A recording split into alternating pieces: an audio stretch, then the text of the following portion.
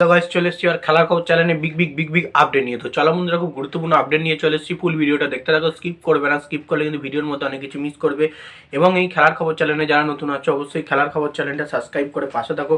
পাশে থাকা bell icon ঘন্টাটাকে ঢং করে বাজিয়ে দাও, বেশি বেশি লাইক এবং কমেন্ট করে দাও, যাতে মোটিভেট হয়ে তোমাদের এই খেলার খবর চ্যানেলে এই ফার্স্ট আপডেট দিতে পারি। তো চলো বন্ধুরা, ফার্স্ট যে আপডেটটা নিয়ে কথা বলবো, আবারও কিন্তু ফুটবলে ফিরে এলাম। তো ফার্স্ট আপডেটটাই হচ্ছে এমবিএসজি শিবিরের প্লেয়ার রবসন রবিনোকে নিয়ে। রবসন রবিনো কিন্তু একটা চোখ ধাঁধানো রেকর্ড করলো। তো বেসিক্যালি শুধুমাত্র চোখ ধাঁধানো নয়, এবং সমর্থকদের দিক থেকে মন জয়ও কিন্তু করে নিল রবসন রবিনো। বেসিক্যালি মোহনবাগানের অফ ডেতে, মানে প্র্যাকটিসের অফ ডেতে, যেখানে কোনো কোচেস থেকে শুরু করে কোনো প্লেয়ার্স প্র্যাকটিস মাঠে নেই, প্র্যাকটিস করতে আসেনি, পুরো ফাঁকা মাঠ, সেখানে দেখা গেল একা রবসন রবিনোকে নিজে বল পায়ে প্র্যাকটিস করতে, নিজেকে তৈরি রাখার জন্যে। তো বোঝাই যাচ্ছে সে কতটা ইচ্ছুক যে মাঠে ফেরার জন্যে, এমবিএসজি শিবিরে আবার হোম জার্সিটা গায়ে মাঠে ফেরার জন্যে নিজেকে এক্সট্রা টাইম কোনো রকমই ফাঁক রাখছে না, কোনো রকমই তিনি বসে থাকছে না, নিজেকে তৈরি রাখার জন্য প্রত্যেকটা দিন কিন্তু তিনি প্র্যাকটিস সেশন করছে। ছুটির দিনও কিন্তু তিনি প্র্যাকটিস সেশন চালিয়ে যাচ্ছেন। এবং তার সঙ্গে অবশ্যই রবসন রবিনো নেক্সট ম্যাচ থেকে একটা ফেরার প্রচুর পরিমাণে একটা আশা আমরা দেখতে পাচ্ছি। এবং তিনি যেহেতু বল পায়ে অনুশীলন করছেন, নিজেকে ফিট রাখছেন, সে কিন্তু পুরোপুরি ফিট হয়ে গেছেন। আর কোনো রকমই হয়তো চোট আঘাতের সমস্যাটা নেই।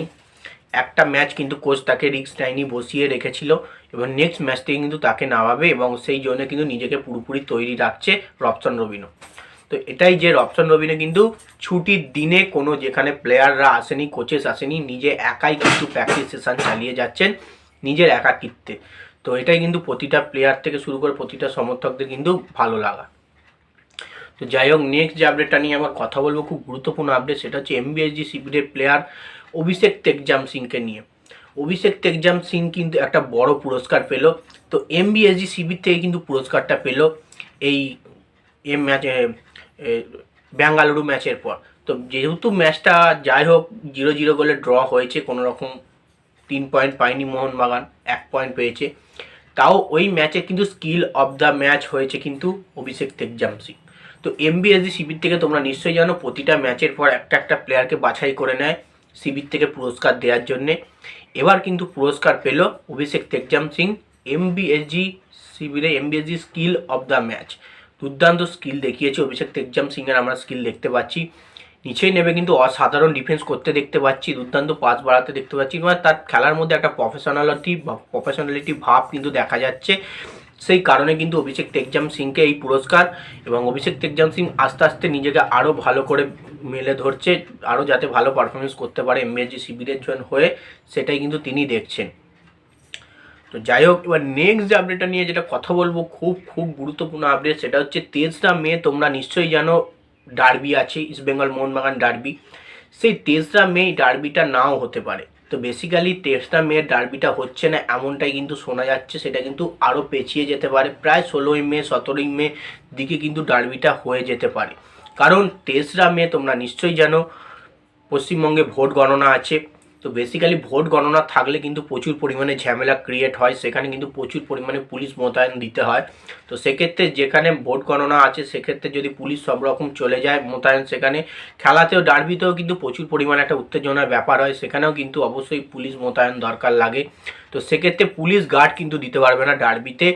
তো সেক্ষেত্রে ভোট গণনার ওখানে চলে যাবে। সেই কারণেই কিন্তু ডার্বিটা পিছিয়ে যাওয়ার কারণ দেখা যাচ্ছে, যে সেদিনকে ডার্বি করা অসম্ভব ব্যাপার 23রা মে। তো ডার্বিটা হয়তো পিছিয়ে যেতে পারে, এটা কিন্তু পুরোপুরি কনফার্ম। নেক্সট এবং লাস্ট আপডেট, সেটা হচ্ছে এমবিএসজি শিবিরের, ইবিএফসি শিবিরের কোচ অস্কার বুজনকে নিয়ে। ইবিএফসি শিবিরের কোচ অস্কার বুজনকে নিয়ে এখনও ঝামেলা কেন হচ্ছে? তো বেসিক্যালি তিনি তো বিদায় নিয়ে নিয়েছেন।